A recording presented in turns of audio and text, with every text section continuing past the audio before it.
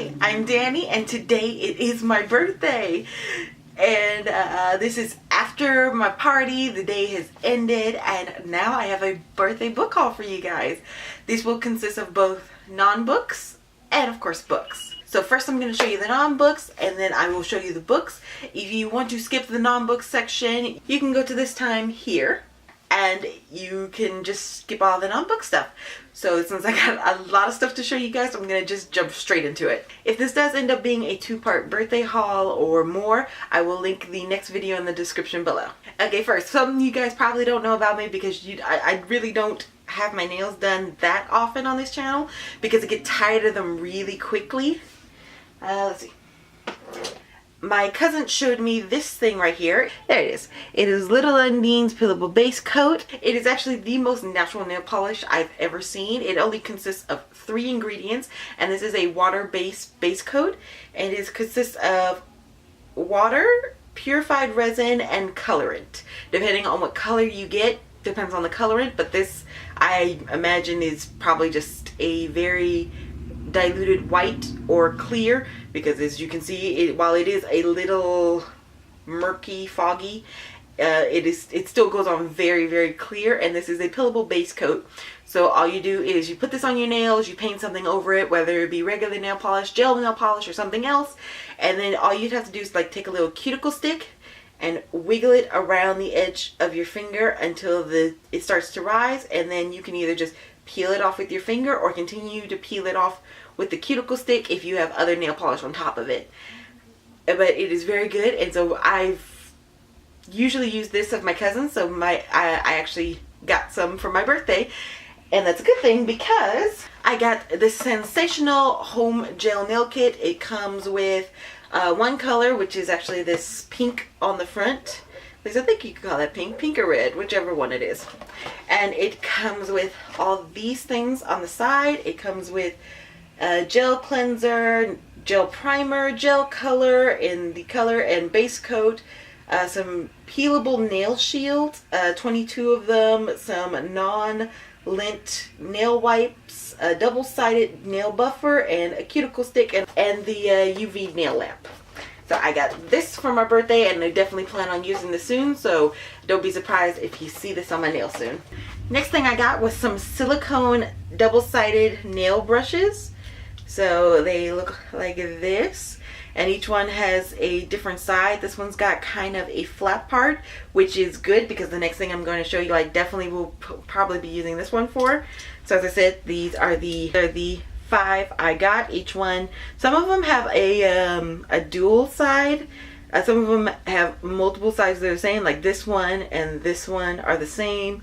So like this one here and this one here, 2 of their sides are the same, and then this one and this one, 2 sides are the same, this one and this one, some sides are the same. So some of them double over. I guess that's so if you lose one of them, you'll still at least have a similar side in another brush. But I think they're very cute and very pretty, and I can definitely see using these, especially for like cleaning up my nails, because for regular nail polish I used to use like a nail polish remover to try and clean up, and sometimes I would end up actually removing some of the nail polish I just applied. So I can definitely see cleaning up my nails with these, and because they're silicone, the nail polish shouldn't stick.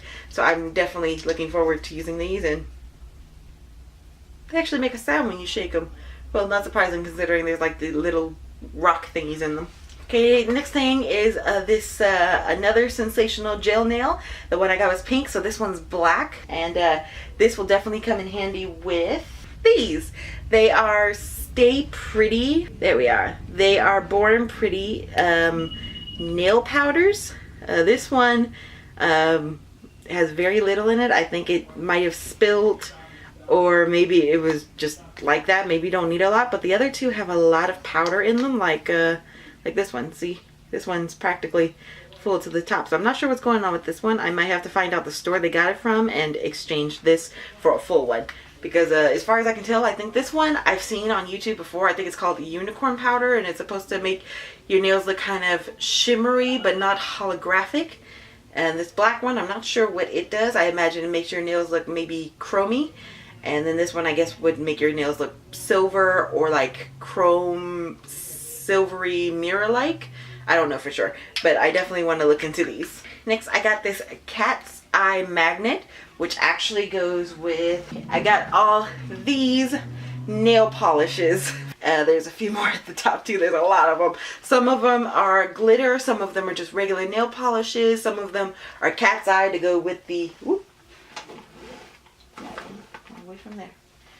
Sorry. I set the magnet right next to my phone and had to get it away. So some of these are cat's eye to go with the magnet. Some of these are regular. Some of them are silvery and glittery, especially there's one silver one in here that's like majorly glittery. It's not like clear with some glitter. It's just like glitter with a little clear. And so I'm definitely looking forward to trying these. And all of these are gel polishes. They are soak off gel polishes, which I imagine you just soak your finger in nail polish remover and it comes off. So, but I will still be using my peelable base coat with this, so even if they don't work like that, I'll be able to peel them off no problem. Next, I got some wireless SoundPod earphones, but these things are huge. I actually have already taken it out of the box. There you are. So this is its charger case, and then you open it, and they're in here, but they are huge. I actually made the mistake of trying to like put them all the way in my ear like I would do my other earphones that look like this, that are not wireless. And it hurt, but I figured out that you just have to kind of put it in there and it'll stay. But I haven't figured out how to get them synced yet. Normally I could just go into something like this and go to Bluetooth, a name will pop up, I connect them, done. But these didn't work like that. No name popped up, so I'm definitely gonna have to figure out how to sync these with the instructions. Next, I got this Boxy Charm from someone. So then I got this Boxy Charm. It is a makeup subscription box from what I understand. And it comes with 5 items. So I got some brushes. This, I'm not sure if this is mineral powder or like a highlighter or something, but it's pretty. And then I got this kind of metallic-y, shimmery liquid lipstick. And then this big thing at the bottom right here, I'm just going to take it out. It is actually eyeshadow. I could see myself using some of them. The silver, the black, and some of the nudes maybe, but not so much the browns. I don't wear browns too much. Oh, I also did have an eyeshadow primer in here, but I ended up giving it to one of my cousins because there was something in one of the ingredients that I was actually allergic to. So I ended up just giving it to the cousin who actually gave this to me. So next I got some DVDs. These ones I actually got for myself from the Redbox machine, and they are the new Jumanji movie, the new Ghostbusters movie, Murder on the Oriental Express. This one I've actually watched. I meant to read the book before I watched it, but I just couldn't resist. And it was so good, and I still want to read the book now.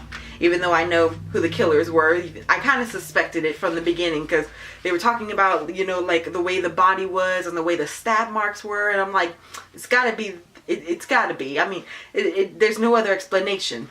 It would be too weird. I'm not going to spoil it. If you haven't read it or watched the movie, I would definitely recommend it. It was so good. And then I also got Annabelle Creation, which is, if you know the Conjuring movies, there's this doll named Annabelle in it, and this is kind of Annabelle's story. I really liked it. I really love the Conjuring movies and the Insidious movies.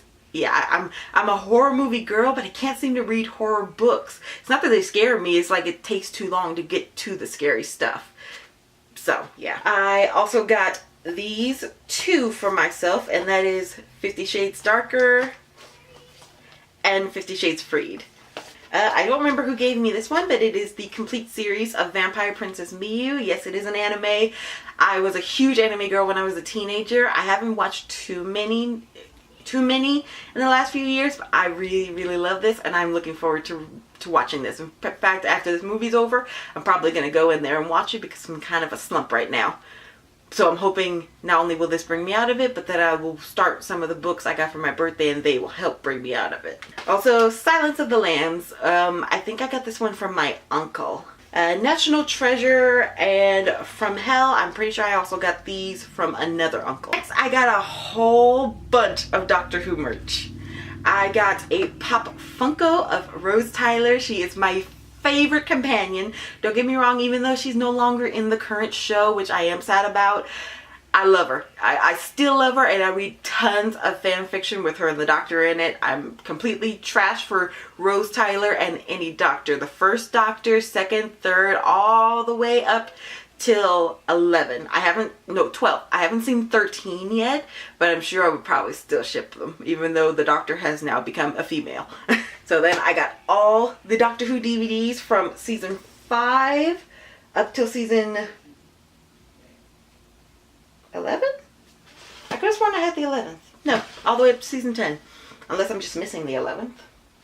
But so I got season 5, season 6, The Day of the Doctor, which I've already watched and I loved it. The Time of the Doctor, season 8, season 9, and season 10. Actually, no. I did get myself a whole bunch of lip colors for my birthday, and this is one of them. I really like this one. The other ones I tried seem to be more lip toppers, so they're more lip gloss. But this one, even though it says metallic lipstick, it is a matte lipstick. So I really like this one so far, but there are a whole bunch of colors that I haven't tried on yet. So yeah, but I'm not, those are actually currently in my bathroom and I don't feel like going to get them, but you will see them in upcoming videos. For probably like the next 8 or so videos, you will be seeing me with one of these lipsticks every video. That officially concludes all the things I got for my birthday that are not books. Now onto the books. First, I got this box from Barnes & Noble, and this entire box is for my mother. So thank you, Mom. First, I have The Abyss Surrounds Us by Emily Skutsky.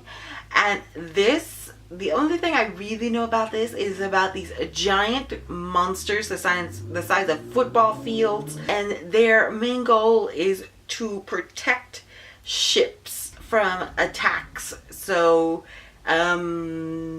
Cassandra is a trainer of one of these monsters, and she ends up being kidnapped by pirates so that she can train a monster that they manage to a little baby monster that they manage to steal. So that and this is also somehow has lesbian pirates in it. So I guess she gets into a relationship with one of the pirates. But yeah, this sounds amazing. It's got some awesome reviews. Every one of my friends on Goodreads seems to really like it. I've been trying to get this at the library forever and I can never seem to get it, so I got it now. Next I have Red Sister by Mark Lawrence, and this was recommended to me after I finished Grave Mercy. This is magical assassin nuns. Sam at Thoughts on Tomes seems to really love this book. I think that's actually where I first heard it from, and then it was recommended to me by someone on Goodreads. But this is supposed to be even better than Grave Mercy. Less political stuff and more magic assassinating. And that's exactly what I wanted. So I'm looking forward to this. Next, I got the collector's edition of The Merciless. The Barnes & Noble exclusive collector's edition of The Merciless. I think it might be autographed. I'm not sure though. No, not autographed that I can find. So yeah, it's an exclusive edition. It's got a never before seen epilogue. But this is and it's hardcover. I didn't expect that. Every version of this I've seen has always been in paperback, so I am liking the hardback and the pinkness and the sign. It looks amazing. From what I understand, this is The Exorcist meets The Mean Girls. And that sounds absolutely fascinating. It's about these 3 popular girls who befriend the new girl, and the girls convince her that they want to help this less popular, I think she might be goth girl, and of course she thinks they want to befriend her too, maybe help her out, help her get more popular, help her get some friends, something like that. But instead she finds out that they believe that she is possessed by the devil, and they try to perform an exorcism on her. Yeah, it sounds creepy and amazing, and I can't wait to start it. But I believe I saw this in a store before, and the back line really intrigued me. Forgive us, Father, for we have sinned. That actually sounds a little bit creepier now knowing what it's about, but yeah, it sounds really good, and it's by The Merciless by Danielle Vega. Next I have Beast, A Tale of Love and Revenge by Lisa Jensen. And this is supposed to be a retelling of Beauty and the Beast. It is supposed to be the traditional story. He turns away the old lady after she offers him the rose, and everyone gets turned into a monster except for this one girl who lives in the castle. And the prince or lord, every story is different, was cruel to her, and then once he becomes this beast, he's nice and sweet, and she begins to fall in love with him, only for a beauty who's supposed to get rid of the curse showing up at the castle. So it's a little bit different. One of the servant girls falls for the beast, and she does not want the beauty to be there, I guess, because if she gets rid of the curse, he might go back to being a cruel, evil man. I have heard on Goodreads that there are a few trigger warnings in this book. I'm not sure what they are. It just says trigger warning. No one ever describes what the triggers are, so I'm not quite sure. I usually don't have any problems with certain things. Usually I'll just slightly skip over things if I do have a problem with them, especially if they're like maybe too graphic. But I am looking forward to this. It's definitely a different retelling on one of my favorite fairy tales. Next I have Daughter of the Burning City by Amanda Foody. This is supposed to be about a girl in a circus who has the ability to create these realistic illusions, and then suddenly someone starts murdering her illusions. So it kind of brings up the question of who's murdering her illusions, and how can something that's not alive be murdered? Also, she kind of thinks of the illusions as her family and friends, so it's kind of her trying to figure out who killed a family member, but at the same time, how can something that was never alive be killed? But it sounds really good, and the cover is beautiful. I've heard some good things and some bad things, so this is probably a mixed book, but I am looking so forward to this. Now this one is definitely a new author for me, and it's got as you guys know, if you've been with me for a while, you know I love different sorts of mythology, Greek mythology, Roman mythology, and I've recently started getting into Norse mythology, and so I have Norse mythology by Neil Gaiman. It is a mythology I've been starting getting into, and an author who I've heard is absolutely amazing. I've wanted to read some of his early books, but this one sounds a little more my speed. So it's about Norse mythology. I know it's got something to do with Thor, and I think Ragnarok, which is like the Norse mythology version of like the end of days, the apocalypse. So I am looking forward to this. So thank you, Mom, for all my birthday books, and we will continue on to more books. Next, I have books from Book Outlet. So next I have A Blood Seduction by Pamela Palmer. I don't really remember what this one is about, honestly. I know it's about a girl, and I believe she's supposed to be like a vampire hunter, and then she gets this vampire to help her, and supposedly she's got some sort of powers locked away inside her that she doesn't even know about, and it's just basically like a vampire hunting slayer Buffy kind of book, so it sounded interesting. Next I have Sisters of the Isle by Lynn Elwing. This is a bind-up of a few books, actually. And I know one of them has to do with these girls who feel like this call to this island, and it's on one of the Goodreads list for mythology. So I decided to put this on my book list so that someone could pick it up for me. Next I have Goddess of Yesterday by Connie B. Coney. This one is also another book on the list for best Greek mythology, so I decided to add this to my list also. I'm not quite sure what it has to do, but I do know it has something to do with Troy, and somehow her finding out she's a goddess, I guess. I don't honestly know, but it looks like a very tiny read, but according to Audible, the audiobook is like 8 hours, so I'm not sure if maybe this is just like part 1 of a story, or maybe there's a lot more in this book than it looks like, but yeah, so looks interesting, sounded good, I got it. Next I have Daughter of the Pirate King by Teresa Levensteeler. This is about a girl of a pirate king, and she goes on some sort of adventure, and she has to get onto this enemy pirate ship so that she can steal this piece of a map that her father supposedly needs to find this humongous treasure. And I've heard this is a really light, quick, funny, fast-paced read, and something that can definitely bring you out of a reading slump, so I might start this one when I'm ready to start getting back into reading, which is any day now. But I first want to watch some Doctor Who and some Vampire Princess meet you first. Next I have The Wicked Deep by Sarah Earnshaw, I think. It is about these 3 sisters who were drowned, I believe. I'm not sure if this takes place in Salem or not, but I know it's around like the Salem witch trials time. It's a town called Sparrow. So they were drowned in Sparrow for being witches, and now every year during summer they come back inhabiting bodies of 3 teenage girls, and they drown teenage boys. And it's about this new boy who moves to town, and I can't remember her name. So now Penny has to not only convince this boy who doesn't believe in the legend that these 3 girls are trying to kill him, but she also has to save his life. And it is a beautiful cover. I heard it is a very witchy fall Halloweeny book, so I definitely plan to read this in October. Next I have Life's a Witch by Brithday.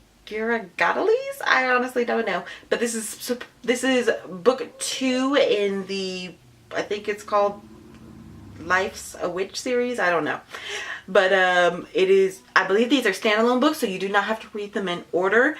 And book 1 sounds interesting, but book 2 sounds a lot more interesting, so I put this on my list instead. And it feels amazing. It kind of feels like the Throne of Glass books. It's very buttery and silky. And again, another book I might read this Halloween. Next I have Even the Darkest Stars by Heather Follick. This is about a girl named Casmin who's always wanted to be one of the king or emperor's royal explorers. Their job is to literally just go around the world exploring and mapping out the world. And then one of the royal explorers comes to town, and he wants to map out like this mountain range area that surrounds their town. And he also is there to take one person with him to be like his protege, the person like who will take over his job next when he retires. And I believe everyone believes he's supposed to take her sister, but he ends up taking her, and then everything unfolds from there. And it sounds absolutely amazing. The cover is beautiful. The spine is definitely a contrast to the cover, but it's beautiful and sounds amazing. Next I have Queen of Blood by Sarah Beth Durst. This is the first book in the Queens of Rinthia series, and from what I understand, this is a fantasy series about nature turning against humans, and it has magic. And everyone seems to love this series. I have not seen one bad rating of it on my Goodreads feed so far.